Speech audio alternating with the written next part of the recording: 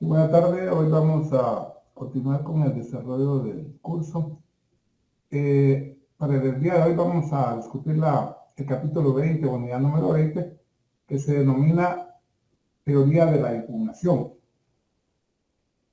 Los medios de impugnación constituyen aquellos instrumentos legales puestos a disposición de las partes de un proceso para intentar la anulación o la modificación de las resoluciones judiciales.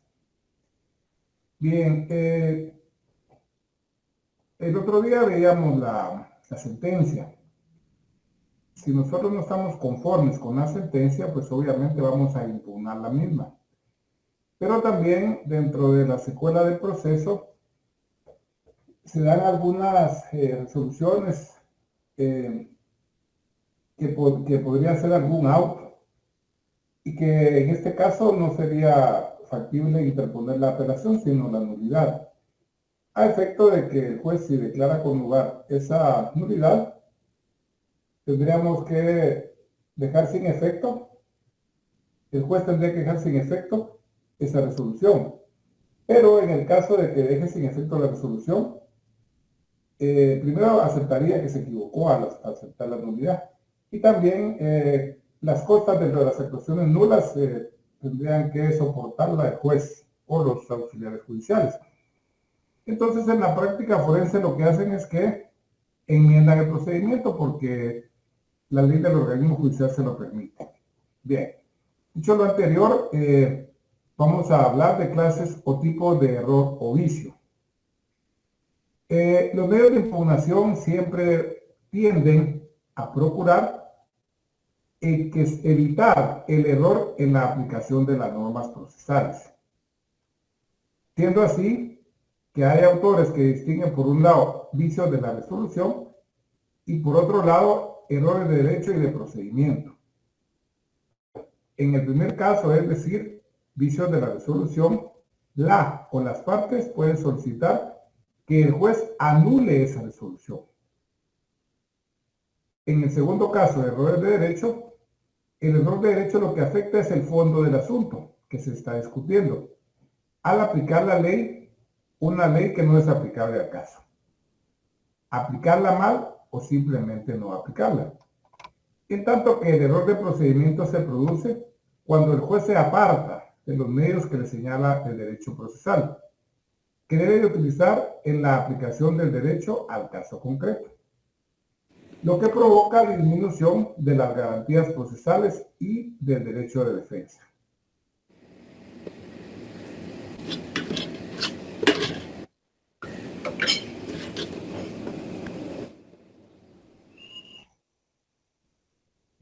Por favor, controlen sus micrófonos porque se están activando y eso interrumpe. Bien, remedios procesales. Los remedios procesales son los medios de impugnación cuya competencia para conocer del mismo se atribuye por mandato legal al mismo órgano jurisdiccional que dictó la resolución que es objeto de impugnación. ¿Qué quiere decir esto? Que los remedios procesales son la mayoría de medios de impugnación. El recurso de apelación per se es el único recurso, los demás son remedios procesales. Sin embargo, en nuestro ordenamiento legal, en el Código Procesal Civil y Mercantil, aparece mezclados, aparecen revueltos, digámoslo así, tanto la apelación como los remedios procesales, siendo la apelación, como les digo, el único recurso como tal. Entonces, en los remedios procesales, que la ley nos faculta para interponer, es el mismo órgano jurisdiccional que dictó la resolución el que va a resolver dicho remedio procesal. No lo eleva a la sala. A la sala se eleva únicamente cuando es el recurso de apelación. Es decir que, recapitulando, los remedios procesales son los medios de impugnación cuya competencia para conocer del mismo o de los mismos se atribuye por mandato legal al mismo órgano jurisdiccional que dictó la resolución que es objeto de la impugnación. Estos medios carecen de lo que se conoce como efecto devolutivo, que es la competencia que la ley otorga para conocer la impugnación a un juzgado o tribunal distinto y superior al que dictó la resolución impugnada. Es decir, que los remedios procesales carecen de ese efecto devolutivo, que el efecto devolutivo es la competencia que la ley otorga para conocer la impugnación a un juzgado o tribunal distinto y superior al que dictó la resolución impugnada. Por eso que les decía que el único recurso como tal es la apelación. Esto también, a los remedios procesales también, constituyen medios de impugnación horizontales, puesto que se mantienen en el mismo plano en que se dictó la resolución que se impugna. Dentro de la legislación procesal civil guatemalteca, tanto estos como la apelación se les denomina indistintamente recursos, los que les decía hace un momento.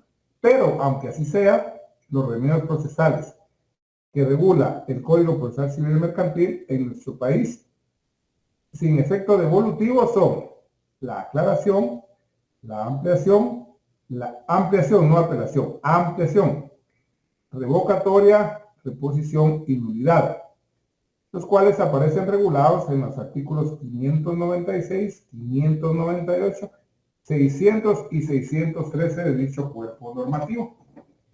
Vamos a leer el primero, el 596.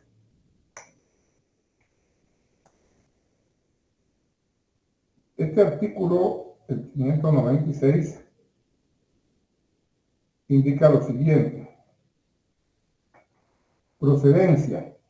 Cuando los términos de un auto o de una sentencia sean obscuros, ambiguos o contradictorios, podrá pedirse que se aclaren. Si se hubiera omitido resolver alguno de los puntos sobre que versar el proceso, podrá solicitarle la ampliación. Es decir, que el artículo 596 del Código Procesal Civil y Mercantil regula dos remedios procesales, la aclaración y la ampliación. La aclaración que la vamos a interponer cuando un auto o una sentencia sea obscuro, ambiguo o contradictorio, es decir, que no se entiende, que está un poco enredado, un poco alambicado. Y si se hubiera omitido resolver alguno de los puntos sobre que debe ser el proceso, se podrá solicitar la ampliación. Es decir, que son dos remedios distintos. Uno aclara y el otro amplía. A veces la gente confunde, dicen aclaración y ampliación, aunque solo quieren que se aclare o solo que les amplíe. La aclaración y la ampliación deberá pedirse dentro de las 48 horas de notificado el auto o la sentencia. Es decir, aquí el plazo es por horas. 48 horas de notificado el auto o la sentencia. No es por días como en otros medios de impugnación. El artículo 598 indica lo siguiente. Procedencia de la revocatoria. Este es otro remedio procesal. Los decretos, es decir, aquella resolución de trámite, que se dicten para la tramitación del proceso, son revocables de oficio por el juez que los dictó. O sea que, como es un remedio procesal y es en forma horizontal, el mismo juez que dictó un decreto puede revocarlo de oficio porque haya cometido algún error, etc. Entonces, lo revoca de oficio. Así también, la parte que se considere afectada puede pedir la revocatoria de los decretos dentro de las 24 horas siguientes a la última notificación. Es decir, la aclaración y ampliación son 48 horas y la revocatoria son 24 horas.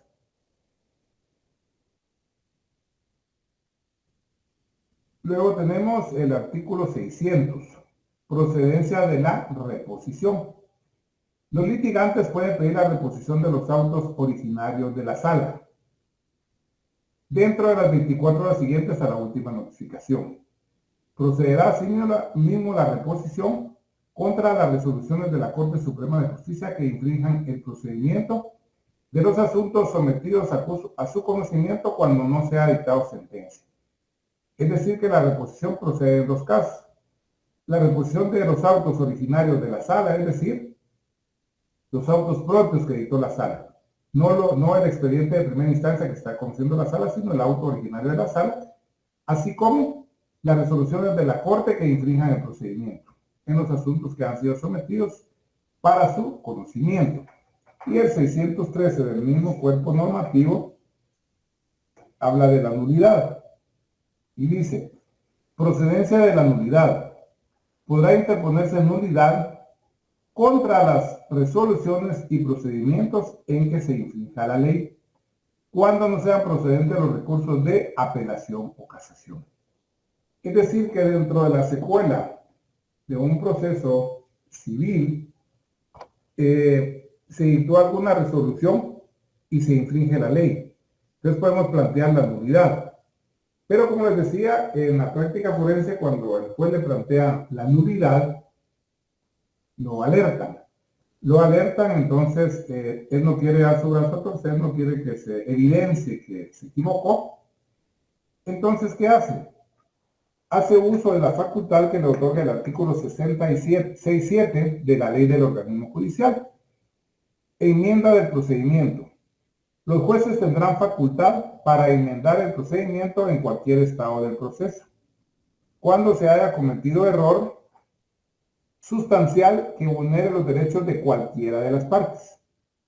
Para los efectos de esta ley, se entenderá que existe error sustancial cuando se violen garantías constitucionales, disposiciones legales o formalidades esenciales del proceso. La enmienda está sujeta a las siguientes limitaciones. El juez deberá precisar razonadamente el error. El auto deberá señalar en forma concreta las resoluciones y diligencias que sean afectadas por la enmienda, es decir, las que van a quedar sin valor. Y se pondrá razón al margen de las mismas para hacer constar que han quedado sin validez o sin valor. No afectará las pruebas válidamente recibidas.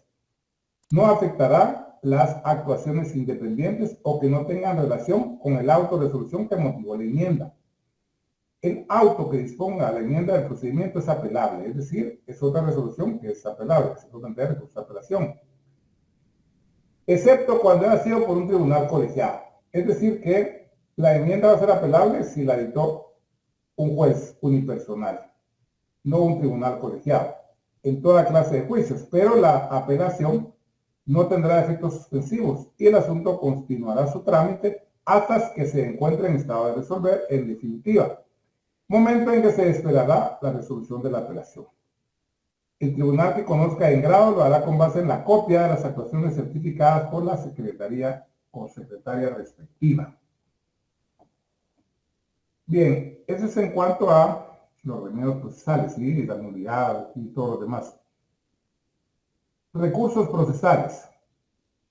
Hablamos de recursos procesales cuando el medio de impugnación lo va a conocer un órgano jurisdiccional superior y distinto al que dictó la resolución que se impugna.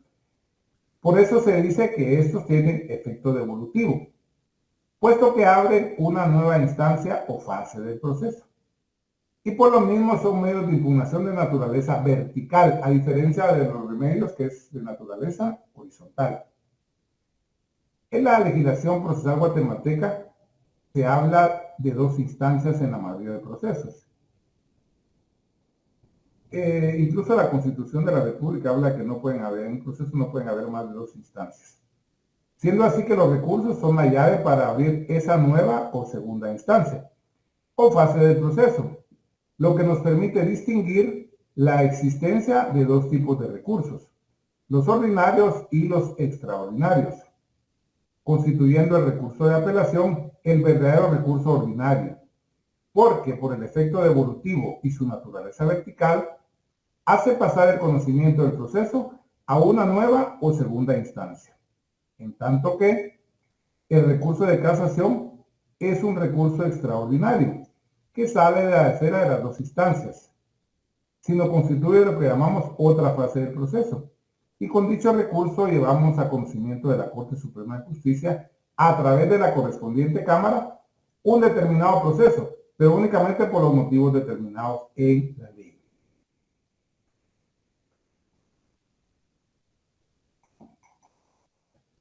Bien, la apelación. La apelación constituye un verdadero recurso procesal, porque la competencia de carácter funcional para conocer del mismo se atribuye a un tribunal distinto y superior al que dictó la resolución que se recurre. Y es ordinario porque todo lo decidido en primera instancia puede llevarse por medio de la impugnación al conocimiento del órgano jurisdiccional competente para la segunda instancia, sin que existan motivos limitados por la ley, como en lo que se refiere al recurso de casación. ¿Qué quiere decir esto? Que para apelar no nos exigen, digamos civilmente hablando, para apelar no nos exigen motivos limitados, es decir, la ley no dice solo se puede apelar en estos casos. El recurso de apelación es un recurso genérico y se puede apelar cualquier cosa que sea apelable, obviamente, pero no hay motivos limitados por la ley. ¿Cómo es lo que se refiere al recurso de casación? Bien, el recurso de casación, como les decía, es un recurso extraordinario. Y es un recurso extraordinario porque si no, sería como una tercera instancia, pero no. Es un recurso extraordinario porque la competencia para conocer del mismo, civilmente es la Cámara Civil, penalmente es la Cámara Penal. Pero en la práctica forense de ambas cámaras, por ejemplo, en la Cámara Civil, el 85% de las casaciones son en materia tributaria, ya sea que las interponga la SAT o el contribuyente que se considera afectado por alguna cuestión de carácter tributario. Y el 15% se distribuye entre algunos aspectos civiles, entre algunos aspectos de familia también que llevan a veces a casación. Penalmente existe dos apelaciones. La apelación genérica, que viene siendo parecida a la apelación en civil, y el Código Procesal establece en qué casos procede, y la apelación especial, que la apelación especial cabe en contra de las sentencias dictadas por un juez o por un tribunal de carácter penal, donde hace dicta una sentencia. Y lamentablemente cuando se elaboró ese código, quienes fueron los constructores fueron los argentinos, entonces hay muchas cosas que no eran propias de nuestro país. Entonces, al incluirlos ahí, como está en Argentina regulado, la apelación especial es idéntica al recurso de casación, al recurso extraordinario de casación. ¿Por qué? Porque puede ser de forma y de fondo, igual que el recurso extraordinario de casación. Por eso digo, es casi idéntico. Por eso es cuando alguien plantea apelación especial y luego plantea recurso extraordinario de casación, sus argumentos casi son los mismos, porque está invocando qué leyes no se observaron, qué leyes se inobservaron, qué ley se dejó de aplicar, etc. Entonces, los motivos que establece la ley.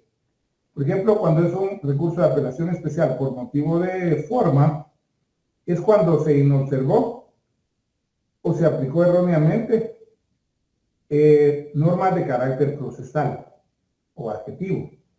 Mientras que la apelación especial por motivos de fondo es cuando se inobservó o se aplicó erróneamente leyes penales de carácter sustantivo. Permítanme un momento. ¿Aló?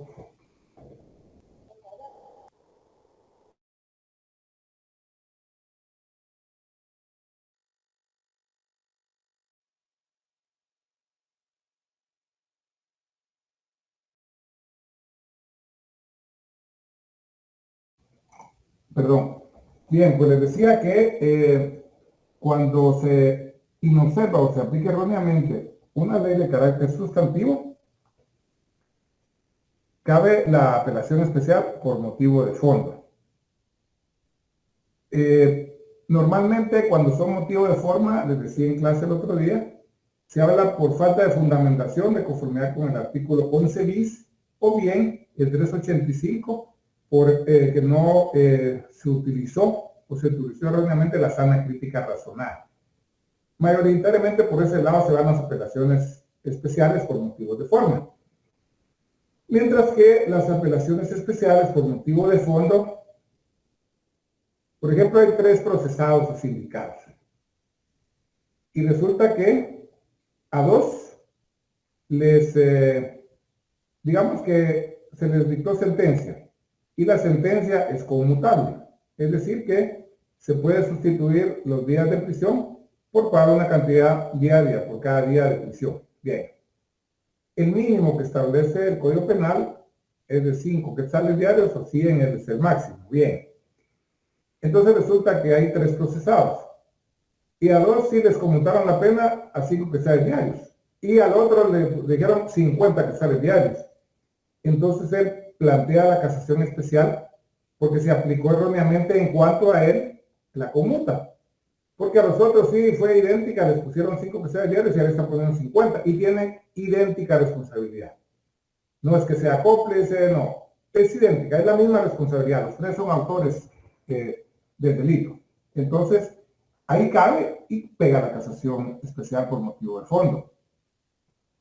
Y también, siempre en el tema de la conmuta, pues la persona siempre, si le ponen más de 5, siempre va a plantear apelación especial, indicando que si la ley marca el mínimo sean 5 que le ponen eso porque es una persona de escasos recursos, etcétera, etcétera. Ahí el abogado pues argumentará lo que estime pertinente para su cliente.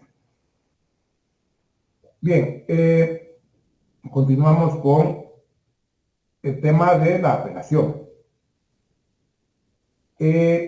La apelación, como les decía, tiene un efecto devolutivo. Por medio de este sucede que una vez interpuesto el recurso de apelación en contra de la sentencia de primer grado o primera instancia, el juez queda suspendido en el conocimiento del caso, el juez de primera instancia obviamente, y somete el conocimiento del mismo al juez o tribunal superior. El que una vez interpuesto el recurso asume la facultad de conocer, pudiendo confirmar, revocar o modificar el fallo de primera instancia o bien declarar improcedente el recurso. Normalmente dice uno la primera instancia, el juez de primera instancia y la sala de apelaciones, pero también existen los juzgados de paz o menores. Ellos también dictan algunos fallos, dictan algunas resoluciones. Pues si se interpone el recurso de apelación en contra de las decisiones de estos órganos jurisdiccionales, quien va a cumplir las funciones como una entidad de apelaciones va a ser el juzgado de primera instancia. Ahí no va a ser sala, sino el juzgado va de tener competencia para conocer de la apelación en contra de una resolución de juez de paz. Va a ser el juez de primera instancia. Luego tenemos efecto suspensivo. Este efecto consiste en que una vez interpuesto el recurso de apelación, al operar su envío al juez o tribunal superior, la sentencia y sus consecuencias quedan suspendidas. Es decir, si se planteó la apelación contra una sentencia, esta no se puede ejecutar, sino hay que esperar que la sala emita su resolución. Si la confirma, la revoca o la modifica. Objeto de la apelación es la revisión a quedar sometida a la sentencia cuando es recurrida, pretendiendo la reparación de los errores cometidos en la sentencia, dictada por el juez de primera instancia. Legitimación para apelar. Tiene la facultad de interponer el recurso de apelación las partes procesales, es decir, el actor y el demandado. El tercero lo puede hacer en relación al asunto que le afecta y no en contra del asunto principal. Contenido de la segunda instancia. El recurso de apelación que provoca la segunda instancia no supone la existencia de una renovación del debate y de la prueba, puesto que no son admisibles nuevos expositivos en el debate o de hecho, se excluyen totalmente nuevas demandas y nuevas peticiones. Sin embargo, pueden admitirse nuevos fundamentos de derecho. La nulidad. Tal y como indicamos anteriormente, la nulidad, la doctrina la considera como un remedio procesal, en tanto que la legislación procesal de nuestro país la considera un recurso. En el lenguaje procesal, la nulidad significa error, acto nulo, acto equivocado, y produce los efectos de una sentencia nula o privada de eficacia. La nulidad, tal y como se encuentra constituida en la legislación procesal civil guatemalteca, puede darse durante el proceso a medida que van cumpliéndose los actos procesales. Puede producirse por defectos de forma en el procedimiento, lo que el artículo 616 del Código Procesal Civil Mercantil denomina nulidad por vicio de procedimiento, como en el caso del emplazamiento, que el mismo no ha sido notificado al demandado o a una de las partes. Es decir, que ahí se violentó el procedimiento, hay un vicio de procedimiento, porque no se le notificó el emplazamiento al demandado y el proceso continuó, ¿verdad? Entonces ahí hay un vicio. O bien cualquier acto procesal en que se viole el procedimiento. Y también puede producirse nulidad de fondo, cuando no se aplica la ley debidamente al caso, la que, conforme el Código Procesal Civil y Mercantil, denomina infracción o violación de ley, en los artículos 613 y 617. Es decir que aquí hay vicio de procedimiento, nulidad por vicio de procedimiento y nulidad de fondo. Los efectos que se generan por la nulidad, si ésta es acogida por el órgano jurisdiccional, es declarar la inexistencia de una resolución o acto procesal, dictado o realizado en el proceso, y de darse por el juez del conocimiento. En primer grado, retorna las cosas a su estado legal, pero si no es provocado, permite en algunos casos sea conocido o resuelto por el juez o tribunal superior, por medio del recurso de apelación, tal como lo preceptúa el artículo 615 del Código Procesal Civil y Mercantil.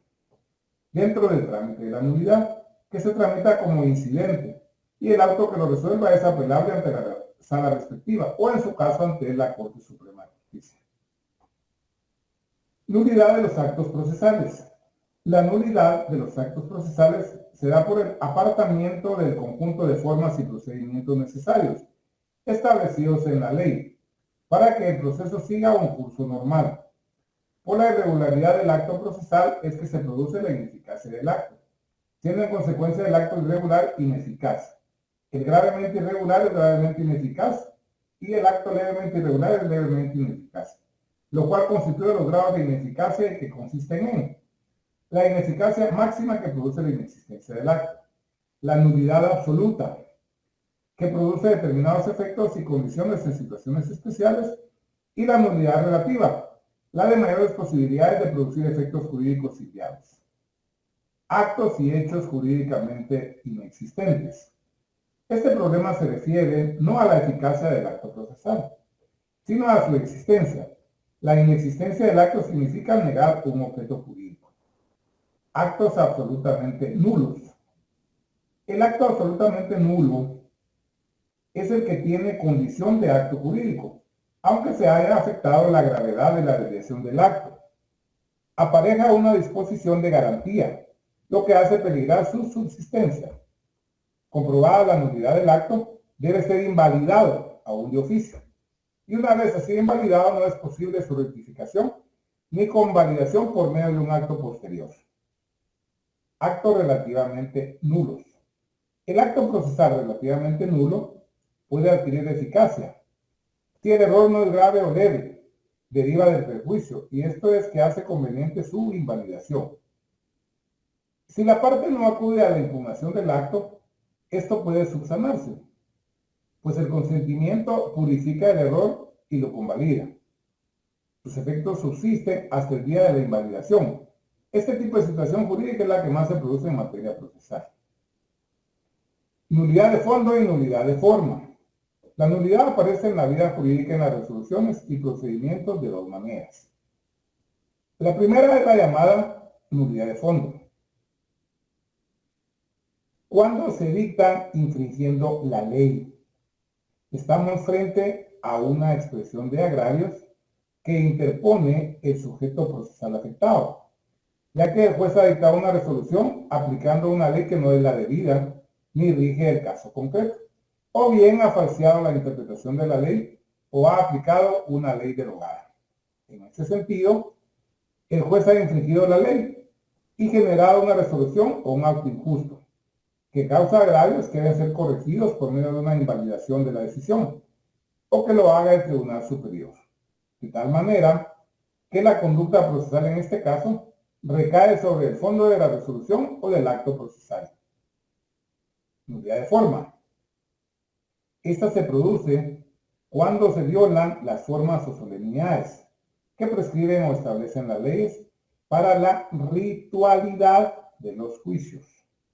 Es decir, se produce la nulidad por violación al procedimiento establecido o preestablecido.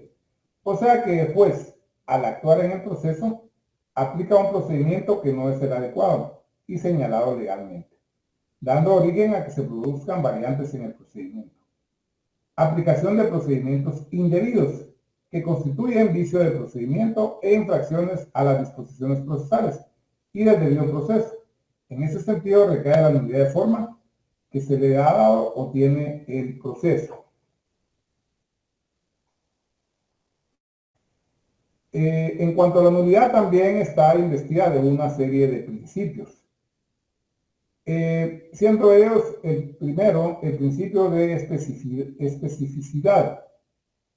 Este principio señala que no puede haber nulidad sin que una ley específica lo establezca, indicando que no son admisibles las nulidades por analogía o por extensión.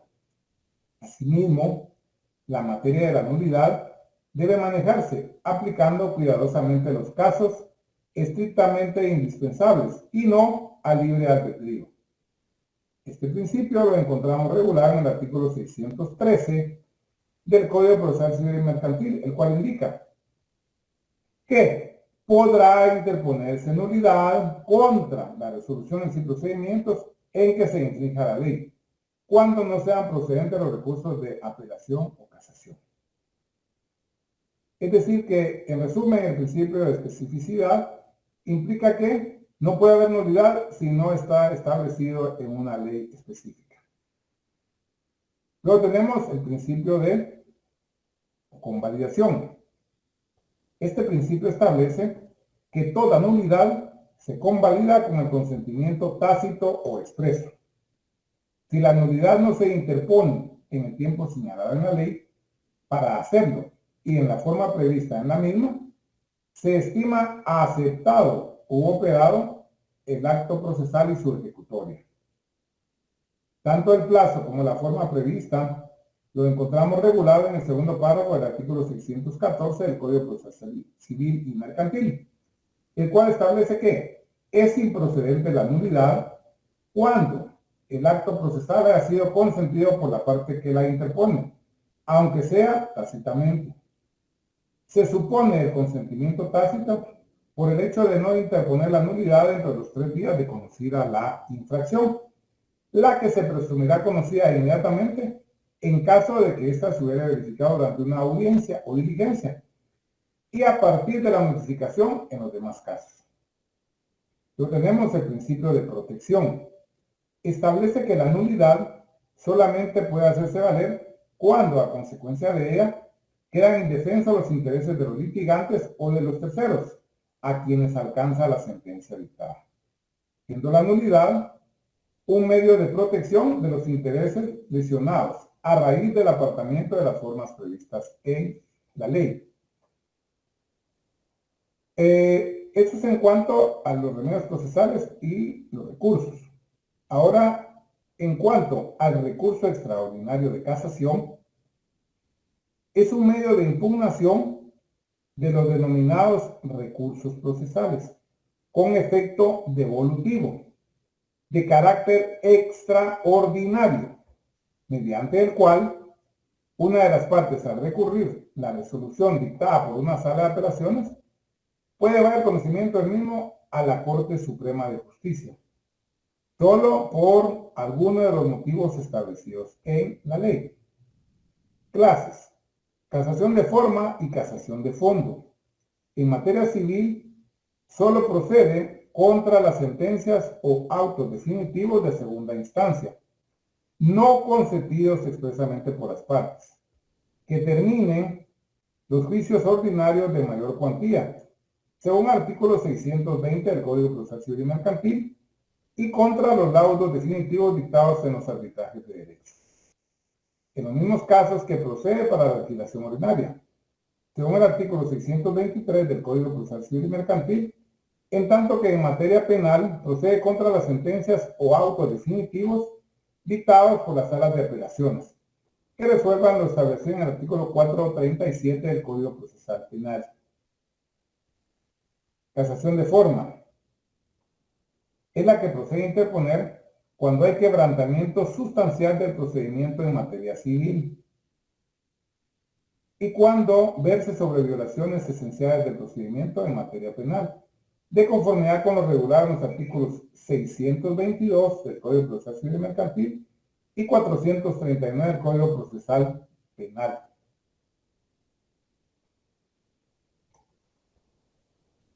Casos de procedencia de la casación de forma. Los casos de procedencia de la casación por motivo de forma en materia civil son 7, y los mismos aparecen regulados en el artículo 622 del Código Procesal Civil y Mercantil, en tanto que los casos en que procede la casación en contra de los laudos definitivos dictados en los arbitrajes de derecho son los mismos casos que proceden para la jurisdicción ordinaria, en tanto que los casos de procedencia de los laudos dictados en los arbitrajes de equidad son los 5 que establece el artículo 623 del Código Procesal Civil y Mercantil. En el artículo 622 indica lo siguiente: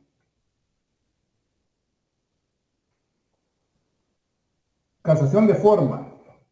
Procede la casación por quebrantamiento sustancial del procedimiento en los siguientes casos: cuando el tribunal de primera instancia o de segunda instancia careciere de jurisdicción o de competencia para conocer en el asunto de que se trate, o cuando el tribunal se niegue a conocer teniendo obligación de hacerlo.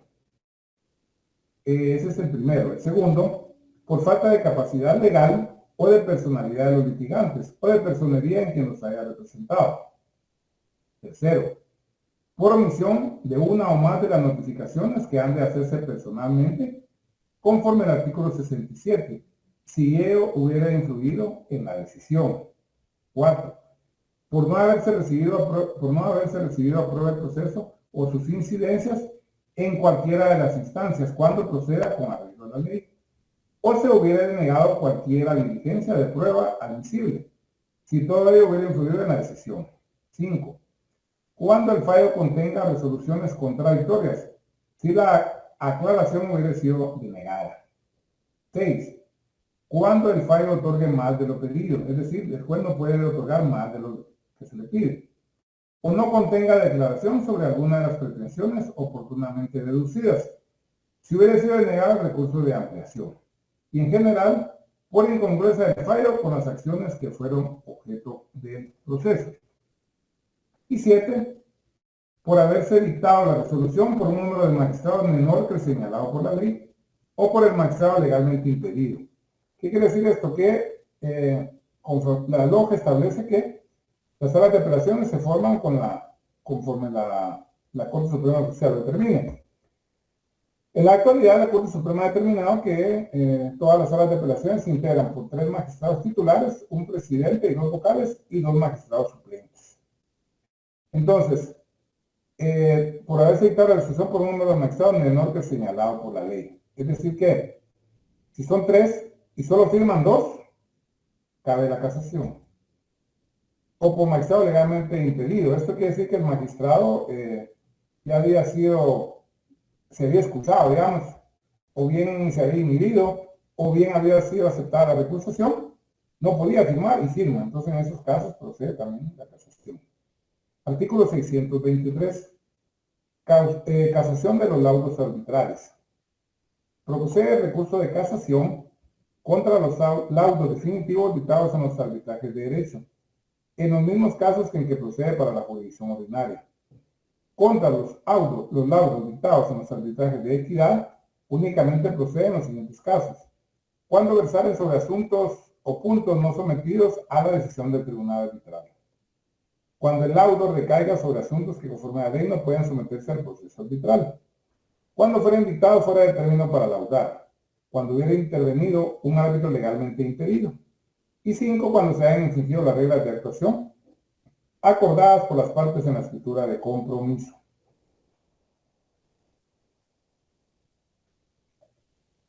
Eso es en cuanto a la casación de forma civilmente. Por otro lado, los casos de procedencia de casación por motivo de forma en materia penal son 6, que los establece el artículo 440 o 440 del Código Procesal Penal. Casación de fondo. La casación de fondo es la que procede a interponer cuando se incurre en violación, aplicación indebida o errónea aplicación de leyes o doctrinas legales. Es decir que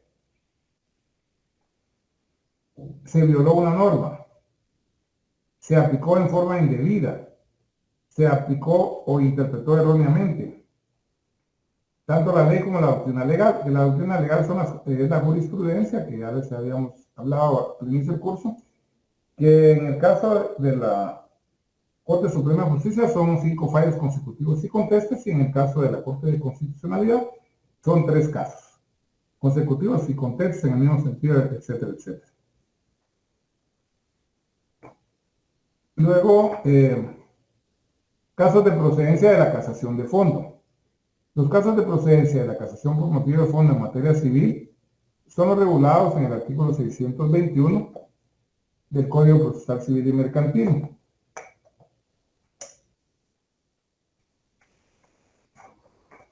El cual indica lo siguiente: casación de fondo. Cuando la sentencia o auto recurrido contenga violación, aplicación indebida o interpretación errónea de leyes o doctrinas legales aplicables. Cuando la apreciación de las pruebas haya habido error de derecho o error de hecho, si este último resulta de documentos o actos auténticos que demuestren de modo evidente la equivocación del juzgador. Se entiende por doctrina legal la reiteración de fallos de casación pronunciados en un mismo sentido, en casos similares, no interrumpidos por otro en contrario, y que hayan obtenido votos favorables de 4 magistrados, por lo menos. Procede la casación por quebrantamiento sustancial. Efectos de la casación. Si el recurso de casación se estima procedente por parte de la Corte Suprema de Justicia a través de sus distintas cámaras, se producen los siguientes efectos. En materia civil, por motivo de forma, si el recurso de casación se interpone por quebrantamiento sustancial del procedimiento, declarada la infracción por el tribunal, casará la resolución y anulará lo actuado desde que se cometió la falta y remitirá los autos a donde corresponde para que se sustancien y resuelvan con arreglo a la ley, imputando o imponiendo las costas y reposición de los autos al juez o tribunal que hubiera dado motivo al recurso. En tanto que, si el motivo alegado consiste en la falta de declaración o en el fallo sobre alguna de las pretensiones oportunamente deducidas, podrá la Corte Suprema limitarse a ordenar al tribunal que emitió la sentencia que la complete, dictando resoluciones sobre el punto omitido, conforme al artículo 631 del Código Procesal Civil y Mercantil. En materia civil, en los laudos de arbitraje, cuando se trate de laudos dictados en procesos arbitrales, la Corte se limitará a casar el laudo sin entrar a resolver el fondo del asunto, artículo 632 del Código Procesal Civil y Mercantil. En materia civil, por motivo de fondo, si el tribunal lo estima procedente, casará la resolución impugnada y fará conforme a la ley, artículo 630 del Código Procesal Civil y Mercantil. En materia penal, por motivo de forma, se hará el reenvío al tribunal que corresponda para que emita nueva resolución sin los vicios apuntados, artículo 448 del Código Procesal Penal. Bien, en ese sentido es importante indicarles que la apelación especial, como les decía, es idéntica casi a la casación en materia penal. También las salas de apelaciones en algún momento ordenan el reenvío. Y el reenvío implica que se debe juzgar nuevamente a la persona. Se debe, por parte del juez o del tribunal de sentencia, debe volverse a fallar. Por alguna, se ordena el reenvío por errores, etcétera, entonces tiene que volver a dictar sentencia. Igualmente, si la Cámara Penal ordena el reenvío, pues la sala también tendrá que dictar un nuevo fallo, una nueva resolución. En materia penal, por motivo de fondo, si se declara procedente el recurso de casación, el tribunal casará la resolución impugnada y resolverá el caso con arreglo a la ley en la doctrina aplicable, artículo 447 del Código Procesal Penal. Es decir que en materia penal, como les decía, este es el problema, que la apelación especial es idéntica a la casación. Entonces, muchas veces la sala dicta una resolución y casi los mismos argumentos van a utilizar en la casación. Bien, eso sería en cuanto a los medios de impugnación. Así que si tienen alguna pregunta, algún comentario, pues lo pueden realizar en este momento. Y con esta unidad solo nos quedaría la 21 y la 22 para el día viernes, que sería el contenido del examen final que va a realizarse el día viernes 24 de mayo del año en curso.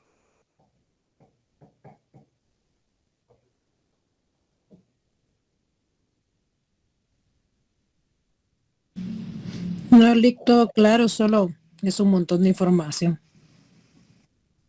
Sí, pero las preguntas vienen bien puntuales, ya hice el examen, no tengan pena. Y va a venir bien fácil el examen, ¿verdad? Viene fácil, ahí como el primero. Ah, no, como el segundo, perdón. Como el segundo, como el segundo. Como el primero. No, tranquilos, no se subleven. Es que la verdad, licenciado, sí son bastantes conceptos que uno con otro, a mí se me revuelven y es de leerlos y leerlos, pero ahí nos echa la manita de ponerlo algo facilón. No le estamos pidiendo regalado, pero sí que nos facilite eso. Porque sí, realmente estoy apenado con su clase, porque sí, bueno, quiero salir en limpio en todas, ¿verdad? Pero como decía Nancy, es bastante la información, entonces, uy. Lo que pasa es que son términos que se parecen, pero no son iguales. École, exactamente. Darle bastante atención. Eso son como primos iguales, pero no son lo mismo. Entonces, es ahí donde hay que confusiones de. Y con lo que dice usted, que el laudo ¿cómo se llama? La casación son parecidas, digo yo, ya. No se preocupen que la casación y los laudos no vienen al examen, porque eso eso ya es como a otro nivel, ¿verdad? Porque, digamos, yo se los explico porque es parte del curso, pero no se los evalúo porque primero tienen que aprender uno la jurisdicción ordinaria ya para meterse a casación, pues, porque es como en la facultad, por ejemplo, en el pensum de estudios. Para mí es absurdo que el procesal constitucional lo lleven en el otro semestre. Si no han llevado los otros procesales, pues porque hay que ir en orden. Primero teoría del proceso, luego procesal penal, procesal civil, procesal laboral, y luego ya procesal constitucional, porque constitucional, conforme a la prioridad de Haskell, está hasta arriba. Pero ahí está al revés. Primero aprenden en procesal constitucional y luego los otros procesales. Entonces como que también eso enreda un poquito, ¿va? Pero no se preocupen de eso. La mayoría, como les digo, son cuestiones bien puntuales. Por ejemplo, el recurso. ¿Cuál es el verdadero recurso? La apelación. Punto. Y es por el efecto devolutivo, que es que va a resolver un órgano superior y distinto al que dictó la resolución. ¿Qué es un remedio procesal? El que va a resolver el mismo órgano que dictó la resolución, y por eso tiene carácter horizontal y el otro tiene carácter vertical. Ah, sí, ahí sí ya no me da tanto miedo, porque a veces sí se lo entendí, pero ya todo esto último sí. Ahí ya cuadra mi mente, ya hace la línea del Tetrix, no, queda todas las piezas revueltas. Sí, gracias, licenciado. De verdad de que sí nos echa bastante la mano al suavizar el asunto. Acuérdense que somos nuevitos en esto. No, pero miren, lo que pasa es que también la experiencia, la práctica forense, ve uno que es importante y que no es importante. O sea, todo es importante, pero el tema aquí es el siguiente. Ustedes platiquen con 5 abogados que tengan diferentes tiempos de graduados y pregúntenles quién ha interpuesto un recurso extraordinario de casación. Les aseguro que ninguno. Porque primero esos recursos son caros. Entonces, realmente los interpone alguien que se vea afectado en su bolsa. Por ejemplo, lo que les decía yo, las casaciones que en la Cámara Civil el 85% son de materia tributaria. Alguien que va a interponer una casación, un recurso institucional de casación, va a ser un empresario, porque la SAT lo esté ajustando, que le quieran cobrar 500 millones de impuestos. Entonces ahí le tocan la bolsa. Entonces va a contratar a un estupendo abogado que le plantee bien esa casación. O igual la SAT pues también plantea esas casaciones, pero ya la gente de la SAT pues ya se ha especializado en esos temas. Pero la mayoría de abogados, digamos, que litigan en Guatemala, hay unos penalistas muy buenos, son brillantes. Y como les digo, como la apelación especial es parecida a la casación, ahí se van, pero son pocos, porque la mayoría lo que hacen es que lo resuelven en la primera audiencia o lo resuelven en el debate, hasta ahí va. Porque me acuerdo cuando estaba de magistrada en Antigua, llegó un abogado que conocía y me dice, mira, fíjate que voy a plantear una apelación especial, no me la puedes revisar a ver si está buena. Ah, bueno, saliste vos, que yo estoy cobrando los honorarios, ¿no? O sea, pasa eso. Solo eso quería Sí, es que mire, yo le pregunto porque, o sea, la verdad es de que, o sea, como le digo, es mucha información. Y yo me metí a voluntariado este año y el licenciado a nosotros nos dijo, mire, no se preocupen, ustedes estudien. Tuvimos examen el sábado y nos dijo, si les pido fundamento legal, yo los dejo sacar un par de minutos su código civil, porque es mentira, ni a uno se le queda el fundamento legal. O sea, es mentira que uno se vaya a saber todos los artículos. Ah, vaya, dije, yo estudié y todo. Contesté mi examen y venían como 7 preguntas que pedía fundamento legal. Y me parece ridículo porque usted no me dejará mentir. Es mentira que un abogado se sepa todos los fundamentos legales de todos los artículos, Lick, y menos nosotros, ¿va? Entonces yo contesté el examen, todo mi examen, y se lo entregué y le dije, usted dijo que si pedía fundamento legal, iba a dejar sacar el código civil. Aquí está mi examen contestado, pero no tiene fundamento legal. Y se lo entregué y me di la vuelta. Porque, o sea, es mentira que, o sea, hay artículos que uno sí se sabe, va tan básicos como lo del matrimonio, lo de la personalidad, o sea, hay artículos como muy básicos que nosotros sí no los podemos aprender. Pero es mentira que uno va a saber en dónde es cuál es el número del artículo donde dice que el varón menor de edad no puede autorizar o no puede reconocer a un hijo sin la autorización de sus padres. Es mentira, Valik. Y nos pedía artículos así, entonces yo hacía la madre, porque sí es mucha información que se juegan entre las clases y que sí se parecen un montón. Nosotros hemos visto cosas en constitucional que van acorde a su clase, o en teoría del Estado, que van acorde a constitucional, o sea, todo se entrelaza para información muy específica como esta, que sí, o sea, si nosotros nos ponemos a aprender, es mentira, Valik. No, mire, no hay en Guatemala y el mundo alguien que sepa los artículos. El tema es, lo que tiene que aprender uno es en qué libro buscar, porque ahí sí, no, ando uno perdido. Por ejemplo, el Código Civil tiene 5 libros, ¿va? Usted obviamente no va a buscar el matrimonio en el libro 5, usted sabe que está en el libro 1. Tal vez no sabe qué artículo es, pero lo va a buscar en el libro 1. Ajá, pero por eso le digo, es que él nos dijo, no les voy a pedir fundamento legal, y sí pide fundamento legal todos los artículos. Yo le dije, ni él cuando está dando la clase dice, ay, yo creo que está en tal artículo, no, es en tal otro.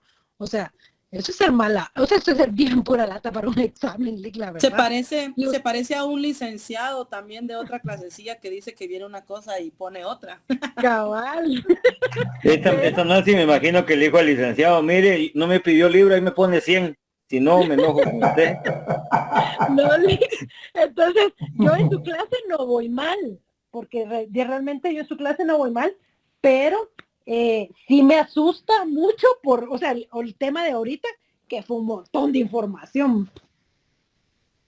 Pero los 3 así igual, porque han sido más o menos 6 unidades por 7 incluso por examen. Yo en su clase sí voy bajo. Nadia, dígame. Sí, licenciado, buenas noches, disculpe, entonces no nos va a venir práctico como el laboratorio que nos presentó. No, por eso les hice el laboratorio para que ustedes aprendieran a buscar en las leyes y todo. Esa era la pretensión de mi parte. Ahora, en otros años sí, el primer parcial ha sido mitad y mitad práctico, mitad teórico, pero este año, como dice el laboratorio, no es solo teórico, porque el laboratorio era para, como decimos, darles una inducción de cómo buscar los fundamentos de derecho, etcétera, pero en el final no se los pongo así porque no se los dije, ¿va? Entonces también sería mala fe de mi parte sorprenderlos que de repente me llevan sus códigos y decirles el mero día, miren, vienen casos, no, hombre, eso tampoco va. Entonces, no, solo teoría, no tengan pena. Muchas gracias, licenciado. Muy bien, entonces ahí platicamos el viernes. Buenas noches. Gracias, licenciado. Tenga bonita noche. Gracias, muy amable. Feliz noche, licenciado. Igualmente, buenas noches. Licenciado, yo tengo una pregunta. Sí, Disculpe. buenas noches. Dígame. Fíjese, licenciado, yo hice mi examen extemporáneo, el segundo parcial, Ajá. pero fíjese que creo que no tengo la nota del laboratorio. No me aparece su laboratorio en mis archivos. Fíjese que si ese sí lo entregué, licenciado. Pues a ver dónde lo entregó, porque yo ya rebusqué y busqué, incluso había unos que no tenían nombre y los llevé y no apareció nadie. Entonces, por eso fue que les hice la observación que tal vez fueron a probar suerte para ver cómo venía sin pensar que valía puntos y pusieron otros datos. No estoy diciendo que sea su caso, ¿va? Pero hay 5 que aparecen con número de carnet y nombre que no existen las personas. Entonces, ¿quién se fue a someter a esas pruebas? Pues Sí, pues, pero no, yo no, licenciado. De hecho, yo estuve ahí y yo le estaba entregando mi parcial al principio y usted me lo devolvió y todavía nos hizo las correcciones después. quizás ya no lo entregaron o no sé, pero no aparece lamentablemente. Bueno, licenciado. ¿Y habrá manera de No hay solucionar manera, eso? ya precluyó eso. No está el examen, no está, y yo no pierdo nada, pues. Ni tampoco voy a hacerle daño a usted por decir no lo entregó. Yo rebusqué y busqué, y ahí lo tengo y no está. Que no sé de qué manera no se lo puede haber entregado, licenciado. La verdad es Pues que yo tampoco, imagínense, yo traje todos, revisé, los ordené en nombre, número de carnet, y ahí los fui adjuntando a sus exámenes y no está, pues, ¿qué puedo hacer? bueno, gracias, licenciado. Bueno.